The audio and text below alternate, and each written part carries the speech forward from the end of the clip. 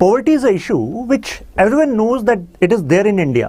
जब सोल्यूशन की बात आती है तो उस पर हम कई सारी स्कीम्स के बारे में जानते हैं, लेकिन अगर आपसे पूछूं कि पॉवर्टी के कॉजेज क्या हैं, शायद आप में से कुछ लोग कहें कि सर इसका रीज़न है कि कुछ ज्योग्राफी में रिसोर्सेज की कमी होती है। अगर आप ऐसा सोचते हैं तो ज़रा ध्यान दीजिए, झारखंड, छत्तीसगढ़, मध्य प्रदेश, क्या वो रिसोर्स डेफिशिएंट एरियाज हैं? ऐसा तो नहीं है। There are lot of minerals which are there, right? तो यानी कि केवल रिसोर्सेस कारण नहीं होता, और भी कारण होते हैं। यानी कि किस तरह के पॉलिटिकल सिस्टम वहाँ पर मौजूद है, कितनी पॉलिटिकल स्टेबिलिटी वहाँ पर मौजूद है, कैसे फैसले वहाँ पर इससे पहले लिए गए या अभी लिए जा रहे हैं। हालांकि आज हमें पॉवर्टी के इशू को थोड़ा डिटेल में जानना है, लेकिन आज हमारा जो पिन पॉइंट इशू है वो ये है कि वर्ल्ड बैंक की अभी एक रिपोर्ट आई है और उसमें कहा गया है कि इंडिया में जो एक्सट्रीम पॉवर्टी है वो लास्ट डिकेड में कम हुई है, मीन्स डिक्लाइन हुई है।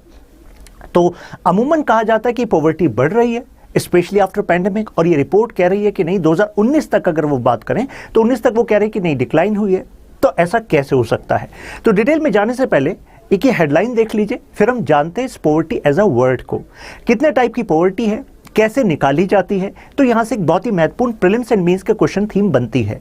By the end of this video you will be comfortable in answering each and every question from these dimensions. जरा हेडलाइन देखिए, India's extreme poverty down by 12.3% in last decade. बड़े फक्र वाली बात है तो, लेकिन पता होना चाहिए कि एक्सट्रीम पॉवर्टी होती क्या है। ऐसा भी तो हो सकता है कि पॉवर्टी की जो परिभाषा आप मान रहे हो, वर्ल्ड बैंक की पॉवर्टी की परिभाषा और जो पैरामीटर्स हैं वो डिफरेंट हो, और इसी पैरामीटर के बिहाफ पर यह डिक्लाइन बताई गई हो। अब सबसे पहले यूएन पर आते हैं।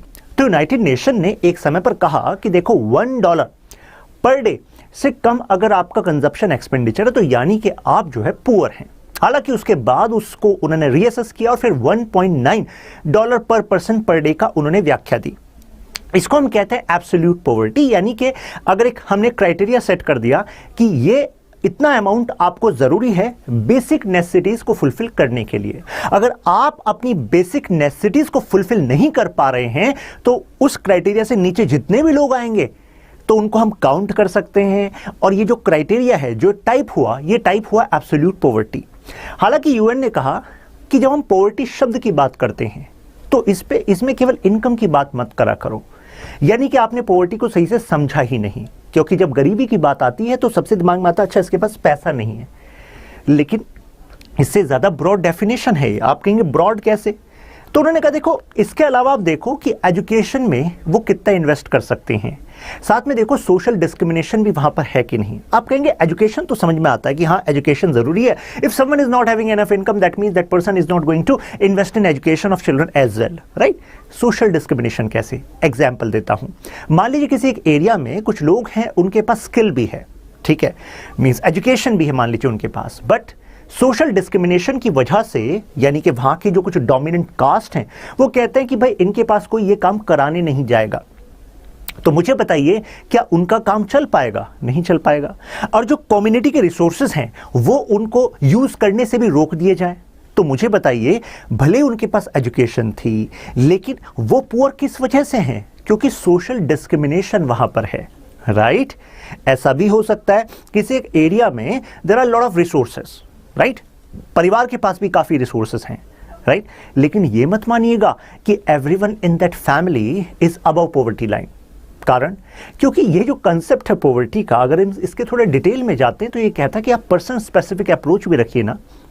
If in a family in certain areas in India women are not allowed to actually move out of their house, get education, make use of resources on their own choice, अपने फैसले वो खुद नहीं ले सकती। मान लीजिए दे आर एक्चुअली टोल्ड कि आपको ये शील्ड रखनी है, घूंघट रखना है, भले आप ठोकर खा के गिर जाओ। तो यानी कि despite their family is having enough resources but that women is not having choice. So can you say that women is not poor? तो अगर आप केवल परिभाषा इनकम मानते हैं तो बहुत ही छोटी परिभाषा है। तो यानी कि हम ये कह सकते हैं कि पॉवर्टी इज अबाउट चॉइसेस। अब आप कहेंगे चॉइसेस कैसे? वो ऐसे देखिए, अगर किसी एरिया में केवल एक ही तरह का काम होता है, जैसे एग्रीकल्चर, ठीक है, और एक दूसरा एरिया है वहां पर एग्रीकल्चर भी है, अलग अलग तरह की इंडस्ट्रीज भी हैं, तो ऐसे में दूसरे वाले एरिया में लोगों के पास चॉइसेस होंगी। एक एरिया जो फर्स्ट एरिया, उसमें अगर एग्रीकल्चर खराब हो गया मौसमी कारणों की वजह से, तो ऐसे में now these people will be dependent on government grants, now these people will be fighting for their basic needs. लेकिन जो दूसरा एरिया, वहां पर चॉइसेस थी। अगर एग्रीकल्चर खराब हुआ तो चलो हम मेहनत करेंगे, लेबर की तरह एंगेज होंगे, और कितने सारे एवेन्यूज हैं वर्क के। तो आपको नहीं लगता कि actually poverty is connected two choices, और ये चॉइसेस लोगों के लिए कब जनरेट होंगी? When they participate in decision making process, ऐसा यूएन का कहना है। अब आप कहेंगे सर ये बात नहीं समझ में आए, डिसीजन मेकिंग प्रोसेस ऐसा समझ लीजिए, अगर मान लीजिए लोग इतने अवेयर हैं कि भाई जो भी फैसले हमारे एरिया के लिए जाएंगे एडमिनिस्ट्रेशन द्वारा, सरकार द्वारा, तो उसमें हमारा भागीदारी होगी। अगर लोगों की भागीदारी होगी तो मुझे बताइए, प्रशासन, सरकार लोगों के लिए बेहतर फैसले लेने के लिए बाध्य होगी कि नहीं होगी, बाइंडिंग होगी कि नहीं होगी? बिल्कुल बाइंडिंग होगी।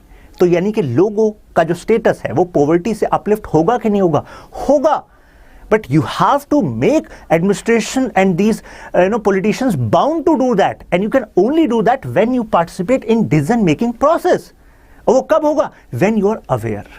तो अब आपको पता लगा कि जब हम पॉवर्टी की बात करते हैं, it is not just about income. तो यही बात मैंने अभी आपको समझाई। अब ये मैंने आपको बताया 1990 में वो कह रहा था $1 पर डे, फिर उन्होंने कहा कि नहीं $1 पर डे अब कम हो गया। 2017 में फिर उन्होंने कहा $1.90 पर डे। लेकिन आपको नहीं लगता कि देशों के हिसाब से ये $1.9 शुड नॉट बी सेम? जैसे कि $1.9 लेकर अगर आप से कन्वर्ट भी करा लें उसको पाकिस्तानी करेंसी में, बांग्लादेश में, श्रीलंका में, तो हो सकता है आप काफ़ी कुछ चीज़ें खरीद सकते हो। लेकिन $1.9 लेकर अब आप कहें कि मैं जा रहा हूं से स्विट्जरलैंड, तो आपको लगता है आप उतनी चीज़ें खरीद पाएंगे? नहीं। तो यानी कि कमोडिटीज़ का जो प्राइस होता है अगर डॉलर से कन्वर्ट भी कर लें तो वो सेम थोड़ा ना होता है, पूरी दुनिया में वेरी करता है। तो ऐसे फिर उन्होंने नए स्टैंडर्ड भी ऐड किए। उन्होंने कंट्रीज़ को कैटेगराइज कर दिया, कह दिया कि चलो इसको मानते हैं हम लोअर मिडिल इनकम कंट्री। जैसे for example lower middle income countries के लिए फिर वर्ल्ड बैंक कह रहा है कि देखिए 3.20 पर पर्सन पर डे, ये क्राइटेरिया। अगर इससे कम है, आप कमा रहे हैं, खर्च कर रहे हैं, तो यानी कि आप गरीब हैं। फिर कहा अपर मिडिल क्लास के लिए, अपर मिडिल कंट्री के लिए $5.50 पर पर्सन पर डे। और जो डेवलप्ड नेशंस हैं, देखिए हाई इनकम कंट्रीज हैं, जाहिर सी बात है हाई इनकम कंट्रीज है तो वहां पर चीजें हो सकता है महंगी हो, खर्चा वहां पर ज्यादा हो, पैसा अगर ज्यादा तो खर्चा भी ज्यादा होगा, तो इस वजह से कहा $21.7 पर डे। राइट, क्लियर है बात? तो ये क्राइटेरिया अब यहां पर है, ठीक है, ध्यान रखिएगा। मेरा पर्सनली ऐसा मानना है कि अगर यूपीएससी ट्रैप क्वेश्चन आपके लिए लगाना चाहती है प्रीलिम्स में, क्योंकि प्रीलिम्स में इस तरह के सरप्राइजिंग डिटेल से क्वेश्चन यूपीएससी पूछ लेती है इकोनॉमी वाले सेक्शन से, तो ये ध्यान रखिएगा कि इंडिया को कहां पर रखा हुआ है, Egypt and India lower middle income में, and you will be surprised to know South Africa and Jamaica upper middle income में। तो जो चीजें ऑब्वियस नहीं होती ना, तो वहां पर यूपीएससी ट्रैप में लेने की कोशिश करती है आपको, ठीक है, ध्यान रखिएगा इस बात को, अब गलती नहीं होनी चाहिए। नाउ पॉवर्टी एस्टिमेशन की एक अप्रोच जो है वो देते हैं मिस्टर अमर्त्य सेन। वो कहते हैं कैपेबिलिटी अप्रोच। देखो कैपेबिलिटी क्या है, उन्होंने कहा 3 चीजों को ध्यान रखो। पहला है लिटरेसी, यानी कि अगर सरकार एजुकेशन पर खर्च करेगी तो लोग अपने आप को पॉवर्टी से बाहर कर पाएंगे। तो ऐसे में जब सरकार पॉवर्टी की प्रॉब्लम को रिजॉल्व करने की बात करती है तो ये देखे कि टोटल बजट में से एजुकेशन पर जो एक्सपेंडिचर है वो एनफ है कि नहीं है, ठीक है। तो अब ध्यान रखिएगा, in mains answer whenever you are actually putting an argument in favor of giving more money to education sector, तो उसमें आप capability approach of Amartya Sen अगर ये लिखेंगे तो आपके आंसर में थोड़ा वजन बढ़ेगा, मार्क्स ज्यादा मिलेंगे। सेकेंड है आपकी लॉन्जिविटी। लॉन्जिविटी का मतलब सरकार हेल्थ पे खर्च करे, राइट, एजुकेशन एंड हेल्थ। अगर आप लंबा स्वस्थ जीवन जिएंगे तो जाहिर सी बात है आप पॉवर्टी ट्रैप में कम आएंगे। कारण एजुकेटेड हैं, हेल्दी हैं, तो आप मेहनत करेंगे और आप जो है कुछ ना कुछ प्रोड्यूस करेंगे, राइट। और तीसरा है एक्सेस टू इनकम। आपके पास एजुकेशन भी है, हेल्थ भी है, लेकिन आपका जरिया तो होना चाहिए ना जहां से आप कमाई कर सकें। सो वो जरिए पर सरकार को काम करना चाहिए। इसको हम कहते हैं कैपेबिलिटी अप्रोच। 3 चीजें हैं, ध्यान रखिएगा, LLA, इस तरीके से आप याद रख सकते हैं, ठीक है। नाउ एक है global multi dimensional poverty index. यहां से यूपीएससी प्रीलिम्स में क्वेश्चन पूछ चुकी है, ठीक है। तो सबसे पहले ध्यान रखिए कि इसमें कितने क्राइटेरिया हैं, कितने इंडिकेटर हैं, ठीक है। बहुत ही आसान सी बात है, 3 डायमेंशन है इसमें। क्या क्या है? सबसे पहले तो है हेल्थ, फिर एजुकेशन और फिर यह लिविंग स्टैंडर्ड, ठीक है। अब यहाँ पर ये 3 क्राइटेरिया, 3 डायमेंशन है, लेकिन इसमें टोटल जो पैरामीटर बैठते हैं वो 10 बैठते हैं और कोई बड़ी बात नहीं है। जैसे कि अगर मैं हेल्थ की बात करूं तो हेल्थ में एक तो है न्यूट्रिशन लेवल क्या है जनता का, तो हमारी सरकार पोषण अभियान चलाती है, मिड डे मील, ये स्कीम्स का पर्पस क्या है कि न्यूट्रिशन स्टैंडर्ड बढ़े। दूसरा है चाइल्ड मोर्टेलिटी, यानी कि पैदा होने से लेकर 5 साल से पहले इस बीच में पर 1000 कितने चाइल्ड डाई हो रहे हैं, मतलब जिनकी डेथ हो रही है। तो ये रेशो हमें कम करना होगा। अगर हम कम करेंगे इस रेशो को तभी पता लगेगा कि हाँ हम एजुकेशन और मदर चाइल्ड न्यूट्रिशन पर ध्यान दे रहे हैं, राइट। मदर न्यूट्रिशन पर ध्यान दे रहे हैं, जैसे सरकार स्कीम चलाती है सबला स्कीम, राइट। तो कहने का मतलब है ये हेल्थ में हो गए 2 क्राइटेरिया। फिर एजुकेशन पे है तो इसमें भी 2 क्राइटेरिया हैं। तो जैसे एक तो है years of schooling, mean years of schooling, यानी कि ऑन एन एवरेज बच्चे कितने साल स्कूल में जाते हैं, क्योंकि इंडिया में कई एरियाज में ड्रॉप आउट रेशियो बहुत हाई है। एजुकेशन लेने तो गए लेकिन फिर बाहर आ गए, फिर पढ़ाई छोड़ दी। फिर है स्कूल अटेंडेंस क्या है। तो आपको नहीं लगता है मिड डे मील एक तरीके से एक इंटरवेंशन है जिससे कि क्राइटेरिया इंप्रूव हो सके, राइट। अब देखिए यूपीएससी का जो स्टैंडर्ड है क्वेश्चन का, वो यहाँ पर 3 डायमेंशन बोल देगी, और मेरा मानना है कि एक ट्रैप क्वेश्चन जिसमें बच्चे आराम से प्यार से आ जाए ना, उसके लिए यूपीएससी क्या करेगी, वो कह देगी वेटेज ऑफ कुकिंग फ्यूल या सैनिटाइजेशन, ये कह देगी सैनिटेशन, वेटेज ऑफ सैनिटेशन और कुकिंग फ्यूल कोई भी एक डाल देगा, is more than weightage of child mortality in multi dimensional poverty index. Weightage पे खेल जाएगी। अब बच्चा सोचता है ये तो बहुत गहरी बात पूछ ली उसने, मतलब वेटेज भी पता करें, क्या बात है वेटेज की, कोई बड़ी बात नहीं है भाई, सीधी सी बात है। 3 डायमेंशन है तो 1/3 1/3 1/3 वेटेज हो गया। अब इसमें तो 2 है तो 1/6 1/6 इक्वल टू 1/3 होता है। यहां पर इसके अंदर ही 6 है, तो जाहिर सी बात है यहां पर जो 1/3 है, अब इसमें से 1 है ये, यानी कि यहां तो इसका वेटेज 1/18 है ना। तो यानी कि वो कह रहा है स्टेटमेंट में कि कुकिंग फ्यूल का जो वेटेज है वो ज्यादा है। आप कहोगे तो सरासर झूठ है, एक तो था पाप एक महापाप, ये तो महापाप है ऐसा बोलना, कारण इसका वेटेज तो कम है, क्योंकि यहां एक ही ब्रैकेट में 6 डायमेंशन है, यहां एक ब्रैकेट में मात्र 2 डायमेंशन है, राइट, 2 पैरामीटर है। क्लियर है बात। तो इस तरीके से वो आपसे पूछेगा। और फिर इसके बाद देखिए लिविंग स्टैंडर्ड कैसे पता लगेगा। एक तो कुकिंग फ्यूल आप क्या यूज कर रहे हैं, भारत सरकार इसके लिए कुछ कर रही है कि नहीं कर रही है, जी हाँ कर रही है। याद करिए, उज्ज्वला स्कीम, सैनिटेशन, स्वच्छ भारत अभियान, ड्रिंकिंग वाटर, हर घर जल, इलेक्ट्रिसिटी, हाउसिंग, एसेट्स। तो कहने का मतलब है ये 6 क्राइटेरिया CSDEHA लिविंग स्टैंडर्ड वाले, तो इससे निकलता आपका multi dimensional poverty index. Now अब हम बात करें कुछ ऐसे इनिशिएटिव्स जिससे एसेस किया गया कि कितनी पॉवर्टी भारत में है। तो इसको लेकर पहला प्रयास जो डॉक्यूमेंटेड है वो प्लानिंग कमीशन द्वारा किया गया, और प्लानिंग कमीशन ने उस टाइम पर कहा कि अगर 20 रुपए से कम, अब 20 रुपए की वैल्यू हम बात करें 1962 और प्राइस लिया गया था उससे पहले वाले फाइनेंशियल ईयर का, तो उसमें ये कहा गया कि देखो अगर पर कैपिटा एक्सपेंडिचर मंथली 20 रुपए से कम है रूरल सेक्टर में, तो यानी कि वो व्यक्ति गरीब है, ठीक है। और 25 रुपए से कम मंथली एक्सपेंडिचर है कंजप्शन पे, तो उससे अगर कम है तो वो व्यक्ति गरीब है। अब आप कहेंगे सर खाने से ही थोड़ी ना काम चल रहा है, मतलब ये क्या तरीका है। तो उस टाइम पर प्लानिंग कमीशन ने कहा कि देखो बाकी जो हेल्थ है उसके लिए सरकार जगह जगह हॉस्पिटल्स खोल रही है और वो फ्री हैं, और स्कूल भी सरकार वहां पर पुश कर रही है, वो भी फ्री पुश कर रही है। तो ऐसे में सरकार का जो प्राइम ऑब्जेक्टिव है पॉवर्टी को असेस करने का, फिर रहा केवल कि आप अपने कंजप्शन एक्सपेंडिचर पे यानी कि न्यूट्रिशन इनटेक पर कितना खर्च करते हैं। ध्यान रखिए यहाँ पर पैसे में देखा गया आपका न्यूट्रिशन इनटेक, ठीक है, ऑन एन एवरेज। इसके बाद वाई की अलग कमेटी आई, ये काफी फेमस हुई क्योंकि इसने क्राइटेरिया दिया कैलोरी का, यानी कि न्यूट्रिशन को कैलोरी में कन्वर्ट कर दिया, जैसे 2100-2400 कैलोरी। अब जो अगर शहर में आप रहते हैं तो आप जाहिर सी बात है जो आपका काम करने का नेचर है वो गांव के काम करने के नेचर से अलग है। गांव में खेती में जो व्यक्ति काम करता है तो उसकी एनर्जी ज्यादा कंज्यूम हो रही है, तो उसको 2400 कैलोरी चाहिए, यहाँ पर 2100 कैलोरी चाहिए। तो ये क्राइटेरिया उन्होंने बताया।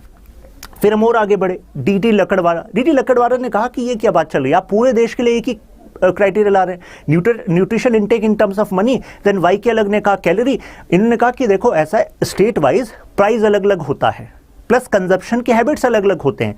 जैसे कि उत्तर प्रदेश में अपने खाने पर जिन जिन चीज़ों को लोग खरीदते हैं, क्या ज़रूरी है तमिलनाडु या वेस्ट बंगाल में भी लोग उसी तरह की चीज़ें खरीदते हो? नहीं। जैसे राइस का इंटेक डिफरेंट है कि नहीं। तो ऐसे में उन्होंने कहा कि आप ये भी देखो कि बास्केट किस किस चीजों को लोग खरीदते हैं कंजप्शन के लिए, किसको नेसेसरी मानते हैं, प्लस स्टेट वाइज जो है उसका डिमार्केशन करो। ये रिकमेंडेशन थी लकड़वाला। आई थिंक आप में से सभी लोग इस बात से एग्री होंगे।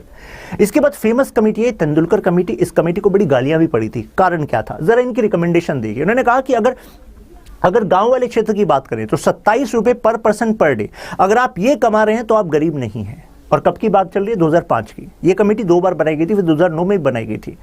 इसके बाद 33 रुपए पर पर्सन पर डे अगर आप शहर में हैं। तो आप में से कितने लोगों को लगता है कि हाँ 33 रुपए पर पर्सन पर डे शहर में इट इज एक्चुअली इनफ? क्योंकि इससे नीचे हैं तो आप गरीब हैं, इससे ऊपर हैं या इतना है तो आप गरीब नहीं हैं। ऐसी रिकमेंडेशन थी तेंदुलकर कमेटी की। उस टाइम पर प्लानिंग कमीशन के जो वाइस चेयरमैन थे मोंटेक सिंह अहलूवालिया, मुझे पूरा याद है क्योंकि इनको रिव्यू करने के लिए कहा गया था। 2009 में भी बनी थी कमेटी। तो एक्चुअली उस टाइम पर जो वॉशरूम का खर्चा था प्लानिंग कमीशन में, उस वॉशरूम का तो एक मीडिया में रिपोर्ट आई थी कि 40 लाख रुपए खर्च हुए। तो ये कहा गया कि एक वॉशरूम में 40 लाख रुपए खर्च हो गए गवर्नमेंट बिल्डिंग में, और जनता को कह रहे हो आप 27 रुपीज़ एंड 33 रुपीज़, क्या मजाक है। तो इसका काफ़ी विरोध हुआ। सी रंगारंजन कमेटी आई। सी रंगारंजन कमेटी ने कहा भाई आपने बहुत नीचे कर दिया क्राइटेरिया पॉवर्टी का, इसको थोड़ा अप करते हैं। इन्होंने कहा 32 एंड 47, 32 रुपीज़ पर पर्सन पर डे अगर आप खर्च कर रहे हैं रूरल एरिया में, 47 रुपीज़ पर पर्सन पर डे अगर आप खर्च कर रहे हैं शहरी वाले एरिया में, तो एक्चुअली आप गरीब नहीं हैं। आप कहेंगे सर ये भी कौन सा बहुत अच्छी बात कर रहे हैं, इतने में क्या होता है, ये क्राइटेरिया कम क्यों रखते हैं? मैं आपको इसका रीज़न बताता हूँ। देखिए पता इनको भी है, लेकिन फिर भी इसलिए रखते हैं। इनका मानना होता है कि देखो गवर्नमेंट की इतने सारे सब्सिडी प्रोग्राम भी चल रहे हैं, तो ऐसे में कई सारे जो आपके खर्चे हैं वो शायद कम हो जाएंगे गवर्नमेंट के इन सब्सिडी प्रोग्राम से। जैसे कि TPDS targeted public distribution system, आपके घर घर में अनाज सस्ती दरों पर, अनाज दाल एटसेट्रा चावल। तो इनका मानना है कि अगर हमने इस क्राइटेरिया को अप कर दिया, मान लो 200 कर दिया, तो ऐसे में क्या होगा कि सरकार की जिम्मेदारी, सरकार के पास से जो सब्सिडी के रूप में जो पैसा जाना चाहिए बिलो पॉवर्टी लाइन लोगों को, वो ज़्यादा पैसा देना पड़ेगा। तो ऐसे में सरकार के पास जो कैपिटल एक्सपेंडिचर है, जो ब्रिजेस बनने हैं, रोड्स मतलब बननी है, पावर प्लांट बनने हैं, एजुकेशन में खर्चा होना है, वो पैसा रह जाएगा कम। तो that is why they have to find a fine balance, right. तो ऐसा मत समझिएगा कि इनको कुछ पता ही नहीं है ग्राउंड का। टाइप ऑफ पॉवर्टी की बात करने से पहले आपके लिए क्वेश्चन है, electric bike taxi scheme is the initiative of which Indian state UT? Come on, आपको आंसर देना है कमेंट्स में, इसका आंसर मैं लास्ट में बता दूंगा। नाउ अब टाइप ऑफ पॉवर्टी की बात करें, एब्सोल्यूट पॉवर्टी। अब जरा ध्यान से सुनिएगा क्योंकि यहां से डायरेक्ट क्वेश्चन प्रीलिम्स में आए हैं। एब्सोल्यूट पॉवर्टी का मतलब आपको बताया, अगर बेसिक मिनिमम नीड्स आप फुलफिल नहीं कर पा रहे हैं, हमने क्राइटेरिया सेट कर दिया, उससे नीचे आपकी इनकम बैठ रही है, तो वो क्राइटेरिया जो हमने सेट किया और वो एक मेथड है एब्सोल्यूट पॉवर्टी निकालने का, राइट। तो बेसिक मिनिमम नीड्स। अब जैसे मैं आपसे कहूं कि वर्ल्ड बैंक ने जैसे बताया था $1.9 पर पर्सन पर डे, तो एब्सोल्यूट पॉवर्टी का टाइप है या फिर that is going to come under relative poverty? तो आपको कहना है एब्सोल्यूट पॉवर्टी, क्योंकि बेसिक मिनिमम नीड्स के लिए कितना पैसा जरूरी है ये एक लाइन उन्होंने बनाई, तो इसी वजह से हम कहेंगे वो मेथड था एब्सोल्यूट पॉवर्टी का। इसके बाद आती है रिलेटिव पॉवर्टी। नाम से पता लग रहा हो रिलेटिव। अब जरा ध्यान से सुनना, जहां से भी रिलेटिव पॉवर्टी की बात करेंगे तो इसका मतलब है कि हम इकोनॉमिक इनइक्वालिटी की बात कर रहे हैं। यानी कि ऐसा हो सकता है किसी देश में जीडीपी बढ़ रही हो, प्रोडक्शन बढ़ रहा हो, लेकिन ऐसा भी तो हो सकता है कि इनकम जो बढ़ रही है वो केवल कुछ लोगों की बढ़ रही है और बहुत सारे लोगों की इनकम नहीं बढ़ रही, यानी कि इकोनॉमिक इनइक्वालिटी हो रही है। तो मुझे बताइए, अगर किसी देश में इकोनॉमिक इनइक्वालिटी बढ़ रही है, कुछ लोग हैं वो बहुत ज़्यादा अमीर होते जा रहे हैं, बाकी लोग गरीब हैं या गरीबी से नहीं निकल पा रहे हैं, तो आपको लगता है कि वो देश एक्चुअली मजबूत हो पाएगा? नहीं हो पाएगा। कारण जो लोग इस सिस्टम की वजह से गरीब होते जा रहे हैं, दोज हु आर स्ट्रगलिंग, अब उनके पास जो क्षमता थी वो शायद उसका इस्तेमाल नहीं कर पाएंगे क्योंकि उनके पास तो कैपिटल कम हो गई ना। अब कैसे पता लगता है ये? इसका एक तरीका है लॉरेंस कर्व। अब बहुत ही आसान है, जरा ध्यान से देखिएगा। जिसको मैप से डर लगता है ना, या फिर ग्राफ से डर लगता है, सॉरी, तो वो बहुत ही आसानी से समझ में आ जाएगा। ध्यान से देखिए, इधर हमने लिया नेशनल इनकम इन परसेंटेज और यहां पर हमने लिया पॉपुलेशन इन परसेंटेज। ये है आइडियल लाइन। अब ये जो आपका स्कीमेटिक है ये बता रहा है कि देखो 10% पॉपुलेशन के पास 10% इनकम है। आइडियल लाइन देखिए क्या कह रही है, 20% पॉपुलेशन के पास देश की 20% इनकम है, 80% पॉपुलेशन के पास 80% इनकम है। आपको लगता है वास्तव में ऐसा होता है? नहीं ना। ये तो परफेक्ट इक्वालिटी की बात हो गई ना, कि हर किसी के पास देश में बराबर पैसा है, राइट। ये आइडियल लाइन शो कर रही है, लेकिन हकीकत ऐसी नहीं होती।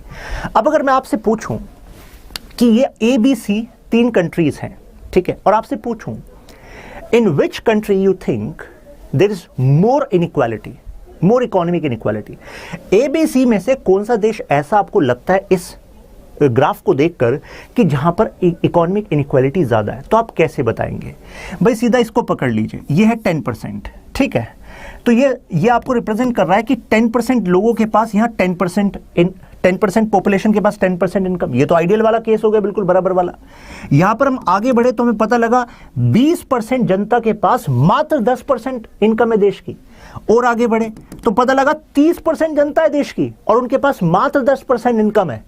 फिर हम और आगे बढ़े, यहां पे पता लगा 40% जनता, 40% पॉपुलेशन और उनके पास है कितना? मात्र 10% इनकम। फिर तो यानी कि इस तरीके से हम आगे बढ़ते गए तो पता लगा कि इस आइडियल लाइन से जो भी देश जितना ज्यादा दूर जाता है तो यानी कि वहां पर रिलेटिव पॉवर्टी उतनी ज्यादा है, राइट? तो ये ध्यान रहेगा आपको। यानी कि आंसर क्या हुआ? जो सी है वो नेशन, उसमें इकोनॉमिक इनइक्वालिटी सबसे ज्यादा है, क्योंकि यहां 40% पॉपुलेशन के पास मात्र 10% इनकम में गुजारा कर रहे हैं वो, राइट? आपको क्लियर हुआ ये? अब आगे बढ़ते हैं। एक और तरीका होता है इसका रिलेटिव पॉवर्टी का, वो है गिनी कोएफिशिएंट। डायरेक्टली एक क्वेश्चन भी आ सकता है आपसे, Lorenz curve and Gini coefficient are used to measure absolute poverty in an economy. मुझे बताइए क्या वो बात सही होगी? अरे एक तो होता है गलत, एक सरासर, वो सरासर गलत होगी, है कि नहीं? क्योंकि बताया आपको Lorenz curve and Gini coefficient they are methods to assess relative poverty. Relative poverty यानी कि इकोनॉमिक इनइक्वालिटी देख रहे हैं। अब गिनी कोएफिशिएंट जो है इसमें बेसिकली 0 और 1 दो हम मार्क लेकर चलते हैं। 0 का मतलब होता है परफेक्ट इक्वालिटी, यानी कि सब में सब कुछ बराबर बटा हुआ है। मुझे बताइए कि ऐसा होता है? नहीं। 1 का मतलब होता है परफेक्ट इनइक्वालिटी, यानी कि ऐसा हो गया कि किसी एक व्यक्ति के पास, एक ग्रुप के पास देश का सारा पैसा है, बाकी हम सब तो आप पेड़ के नीचे बैठकर पढ़ रहे हैं। क्या ऐसे हालात है हमारे? नहीं। तो यानी कि इंडिया की जो गिनी कोएफिशिएंट है वो इसके बीच में होगा। और अगर कल को एक हेडलाइन बने कि in India Guinea coefficient has increased in last 5 years या 7 years, तो आप में से कई लोग फख्र मत करने लग जाना। क्यों? क्योंकि अगर हमारा गिनी कोएफिशिएंट इसकी तरफ मूव कर रहा है तो क्या वो अच्छी बात है? नहीं। उसका मतलब है कि इनइक्वालिटी हमारे देश में बढ़ रही है। तो आप समझ पाएंगे अगर ऐसी हेडलाइन आएगी। क्लियर है? इसका मतलब होगा कि जो कम लोग हैं उनके पास देश का ज्यादा पैसा जा रहा है, राइट? वो लोग बहुत ज्यादा अमीर होते जा रहे हैं। जैसे कि पेंडेमिक के दौरान ये हेडलाइन काफी पॉपुलर हुई थी कि गिनी कोएफिशिएंट इज एक्चुअली इंप्रूविंग, मतलब इंक्रीजिंग, ठीक है। अब एक और टर्म है पॉवर्टी ट्रैप, इसको समझ लीजिए। अगर किसी देश में इनकम कम है लोगों की, तो मुझे बताइए एजुकेशन पर वो ज्यादा खर्च कर पाएंगे या कम खर्च कर पाएंगे? कम। तो अगर एजुकेशन पर, हेल्थ पर कम खर्च कर पाएंगे तो जाहिर सी बात है उनके अंदर जो क्षमता है, कैपिटल मतलब उनके अंदर जो स्किल है वो कम डेवलप हो पाएगी। कम डेवलप हो पाएगी तो कम प्रोडक्टिव हो पाएंगे। भाई अगर स्किल ज़्यादा डेवलप होती तो जाहिर सी बात है वो बेहतर चीज़ें बना सकते थे, कुछ बेटर कंट्रीब्यूट कर सकते थे। तो जब लो प्रोडक्टिविटी होगी तो फाइनली क्या है? फिर लो इनकम रहेगी। तो यानी कि एक चक्र है ये, right? This is a trap, poverty trap. Poverty इसलिए बनी रहेगी क्योंकि आप इनकम कम है, इन्वेस्ट कम कर रहे हैं एजुकेशन और हेल्थ में बच्चों के, तो जाहिर सी बात है they are not going to be developed much, और इस वजह से वो कंट्रीब्यूट कम कर पाएंगे, जीवन में कुछ नया कम बना पाएंगे, तो जाहिर सी बात है लो इनकम रहेगी। एक दूसरा रीजन देखिए, लो इनकम है तो आपकी सेविंग लो रहेगी, क्योंकि जो भी इनकम है आप अपनी बेयर नेसेसिटीज को फुलफिल करने में लगा देंगे। सेविंग कम रहेगी ओवरऑल तो इन्वेस्टमेंट कम होगा, इन्वेस्टमेंट कम होगा तो इकोनॉमिक ग्रोथ कम होगी, तो फाइनली फिर ये पॉवर्टी ट्रैप बना रहेगा। क्लियर है बात? नेक्स्ट एक और टर्म आती है पॉवर्टी गैप। डायरेक्ट क्वेश्चन आ जाता है इन टर्म से। पॉवर्टी गैप अब जरा समझिएगा, मैंने अभी एक बात की थी पॉवर्टी लाइन की, यानी कि एक क्राइटेरिया हमने मान लिया कि इससे नीचे जो लोग हैं वो पुअर हैं, राइट? आपने टर्म तो सुनी होगी बिलो पॉवर्टी लाइन। तो इसका मतलब क्या होता है कि आपने जिसको पॉवर्टी लाइन माना उसके नीचे जितने लोग आ रहे हैं वो बिलो पॉवर्टी लाइन है, जैसे कि $1.90 पर पर्सन पर डे। तो अगर हमने उसको पॉवर्टी लाइन मान लिया तो इसका मतलब उससे नीचे जितने लोग कमा रहे हैं पर पर्सन पर डे वो सब क्या है? बीपीएल कैटेगरी में आएंगे, बिलो पॉवर्टी लाइन कैटेगरी में आएंगे। अब इसको आसानी समझाने के लिए आपके लिए एग्जाम्पल लिया है मैंने, 50 rupees per person per day, ये हो गया आपकी पॉवर्टी लाइन। तो इससे नीचे जितने भी हैं ये सब हो गए बीपीएल, ठीक है?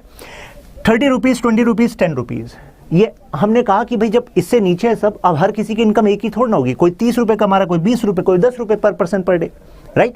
अब हमें पता करना है पॉवर्टी गैप क्या है। तो कैसे पता करेंगे? जो बिलो पॉवर्टी लाइन लोग हैं इन सबकी मीन इनकम देख लो, ऑन एन एवरेज कितना कमाते हैं।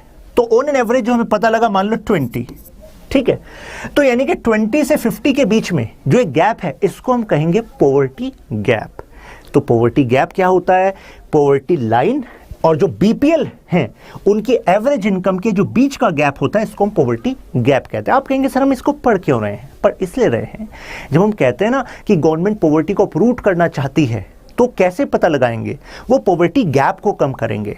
ऐसा नहीं है कि घर घर में जाके वो एसेस करेंगे अच्छा तुम्हारी इनकम कितनी है, नहीं, ऑन एन एवरेज देखेंगे कि हमारे देश में लोग कितना कमा रहे हैं। पहले ये गैप मान लीजिए 30 था, अब ये गैप 10 हो गया, तो यानी कि वी आर सक्सीडिंग, ठीक है, through our intervention, through our schemes. याद रहेगा आपको ना। अब ये जरा हेडलाइन देखिए, extreme poverty in India declining. अब इसकी बात करते हैं, क्या बात कर रहे हैं, मतलब डिक्लाइन कैसे हो रही है। सबसे पहले ध्यान दीजिए एक्सट्रीम पॉवर्टी का मतलब क्या है।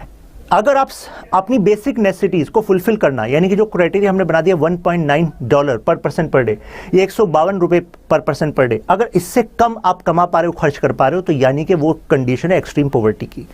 अब यहां पर ये कह रहे हैं कि एक्सट्रीम पॉवर्टी डिक्लाइन हुई है, ऐसा कैसे? तो इनकी रिपोर्ट कहती है, जो वर्किंग पेपर है वर्ल्ड बैंक का, कि देखो रूरल सेक्टर में डिक्लाइन हुआ 26.3% का, अर्बन सेक्टर में 11.6% का, यानी कि एक्सट्रीम पॉवर्टी में जो कमी आई है, जो फख्र की बात होनी चाहिए, वो हमने सक्सेस ज्यादा अचीव किया रूरल सेक्टर में देन अर्बन सेक्टर। डायरेक्ट यहां से एक प्रीलिम्स का क्वेश्चन बनेगा। आपको ये भी सोचना चाहिए क्या मजाक कर रहे हैं, ऐसा कैसे कह रहे हैं? तो इसका एक रीजन ये हो सकता है कि जो आपकी Mahatma Gandhi national rural employment guarantee act, यानी कि जो स्कीम है मनरेगा, और साथ में प्रधानमंत्री गरीब कल्याण योजना, जिसके तहत सब्सिडाइज्ड ग्रेन्स दिए जा रहे हैं, फ्री राशन दिया जा रहा है, तो इससे जो लोगों का जो टोटल खर्चा है ऐसी स्कीम से, मैं एग्जांपल दे रहा हूं आपको, ऐसी स्कीम से जो लोगों का खर्चा है कंजप्शन पर, वो काफी हद तक कम हुआ है। और अगर काफी हद तक कम हुआ है तो जाहिर सी बात है, अगर हम केवल कंजप्शन पर खर्चे की डिपेंडेंस को देखेंगे और उसका हमने कह दिया कि हम तो सरकार ने जो सब्सिडी दिया उसको माइनस कर देंगे, वो आपका खर्चा अब है ही नहीं।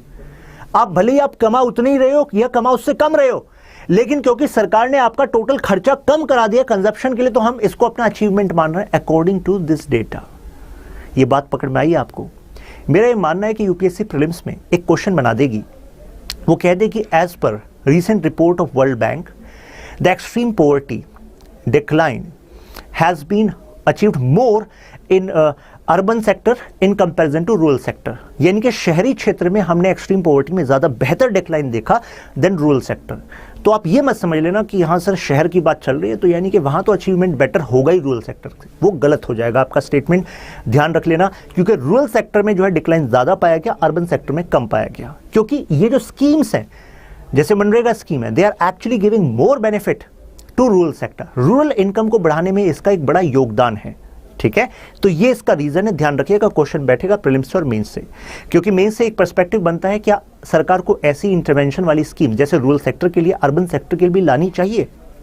नाउ यहां पर अब एक और सरप्राइजिंग बात कि हमने 2011 में नेशनल जो सैंपल सर्वे ऑर्गेनाइजेशन है, जो ministry of statistics and programme implementation के अंडर आती है, उसने 2011 में एस्टिमेशन निकाला था पॉवर्टी का, इनइक्वालिटी का, उसके बाद एस्टिमेशन है नहीं।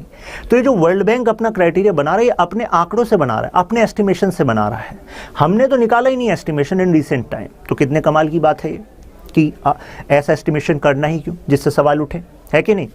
नाउ पॉवर्टी एलिवेशन प्रोग्राम क्या क्या हुए हैं रिसेंट पास्ट में। अब देखिए, आपको हर तरह की स्कीम रटने की जरूरत नहीं है, ठीक है।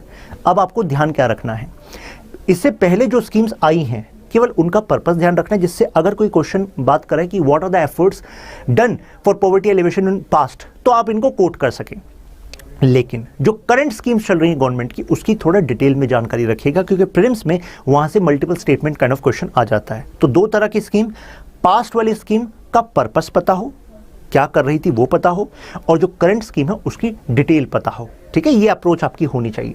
अब जैसे इंटीग्रेटेड रूरल डेवलपमेंट प्रोग्राम, इसके तहत सरकार क्या कर रही थी कि वहां पर लोगों को बैंक क्रेडिट सब्सिडी पर दे रही थी, अगर वो प्रोडक्टिव एम्प्लॉयमेंट करते हैं, कुछ अपना काम कर रहे हैं, जैसे डेयरी खोल रहे हैं, कोई टेलर की शॉप खोल रहा है, कारपेंटर की शॉप खोल रहा है, तो ऐसा कोई काम करना चाह रहे हैं तो आपको सस्ती दरों पर आपको मिल जाएगा उधार।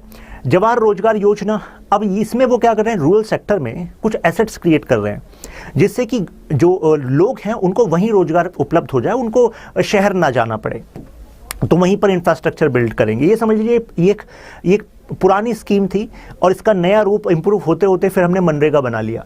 Rural housing, Indira Gandhi Awas Yojana, BPL families के लिए घर बनाए गए रूरल सेक्टर में, स्पेशल फोकस था SC/ST पर। फूड फॉर वर्क प्रोग्राम की आप वेज एम्प्लॉयमेंट लीजिए, सरकार आपको कह रही है कि हम ये कंस्ट्रक्शन का काम कर रहे हैं, आप आइए काम करिए, उसके बदले पैसा नहीं, आपको खाना मिलेगा। National old age pension scheme, ये basically NSAP national social assistance programme के अंतर्गत है, यानी कि वृद्ध जनों को अगर आपकी डिपेंडेंस है, आपके पास इनकम के सोर्सेज नहीं है, तो सरकार आपको बेसिकली इनकम सपोर्ट प्रोवाइड कर रही है। ये स्कीम सेंट्रली स्पॉन्सर्ड स्कीम है, यानी कि 75% जो है पैसा सेंटर दे रही है, 25% स्टेट दे रही है। लेकिन अगर कोई स्टेट स्पेशल कैटेगरी में आता तो वहाँ पर सरकार 90% तक फंडिंग देती है। संपूर्ण ग्रामीण स्वरोजगार योजना, इसके तहत सरकार वेज एम्प्लॉयमेंट, मतलब कहने का मतलब है कि और जो एसेट्स हैं, अब वो जो जवाहर रोजगार था, अब उसका नया रूप आ चुका था। अब इसको और ज़्यादा एक्सपेंडेड फॉर्म में सरकार ने स्टार्ट किया, ज़्यादा इंफ्रास्ट्रक्चर बनाने स्टार्ट करे, जिससे कि वहाँ पर ही उनको काम मिलने लग जाए। साथ में न्यूट्रिशन सिक्योरिटी पर भी सरकार ने काम करना स्टार्ट किया, यानी कि जो राशन की दुकानें हैं वो वहाँ पर मुहैया कराई जाए। Mahatma Gandhi national rural employment guarantee act, ये सबसे महत्वपूर्ण स्कीम है। इस दिशा में 100 दिन का आपको रोजगार गारंटी दी गई। साथ में कहा गया कि 1/3 जो नौकरी होंगी, जो काम होंगे, वो वुमेन के लिए रिजर्व होंगे। साथ में इसके लिए अलग से फंड बनाया गया, नेशनल एम्प्लॉयमेंट गारंटी अलग से फंड बनाया गया। स्टेट लेवल को कहा गया क्योंकि आपको भी कंट्रीब्यूट करना है, आप भी एक ऐसा फंड बनाओ। साथ में अगर आप यहाँ पर रोजगार लेने गए मनरेगा के अंतर्गत 15 दिन में आपको रोजगार नहीं मिलता तो आपको बेरोजगारी भत्ता देने का प्रावधान है। देखिए स्टेटमेंट से क्वेश्चन आया था, ध्यान रखिएगा। National urban rural livelihood mission, keyword ध्यान रखने हैं भाई। शहर में भी जो गरीब होते हैं उनका दर्द भी तो समझिए, तो ऐसे में उनके सेल्फ हेल्प ग्रुप बना दीजिए, उनको ट्रेन कर दीजिए, फिर उनसे कोई वेंचर स्टार्ट करा दीजिए, अपना कुछ काम कर लेंगे छोटा मोटा। कोई डेयरी भी हो सकती है, टेलरिंग हो सकती है, पापड़ बिजनेस हो सकता है, पिकल बिजनेस हो सकता है, कुछ भी हो सकता है। तो आपको पहले ग्रुप बनाओ, फिर आपको ट्रेनिंग दो, फिर आपका अपना काम शुरू कराओ, और उस काम के लिए सरकार सस्ते दरों पर आपको बैंक से सुविधा देगी लोन की। तो ये है आपकी NULM। अब जरा एक क्वेश्चन देखिए जिसका आंसर मैंने आपसे पूछा था, इसका आंसर है कर्नाटका। अब ये मेंस का क्वेश्चन देखिए, explain the different type of poverty and methods to assess them. ये इस क्वेश्चन में 2 पार्ट है, तो पहला पार्ट तो अभी हमने डिस्कस किया, आप कर ही देंगे। Next, also analyse the reasons behind such prevalence. फिर भी क्यों इतने बड़े स्तर पर पॉवर्टी है, इतने समय से इतनी सारी योजनाएं चल रही हैं, फिर भी क्यों ये सिस्टम अभी बना हुआ है। Despite several efforts to resolve the issue of poverty, तो why this problem is persisting as of now as well, right?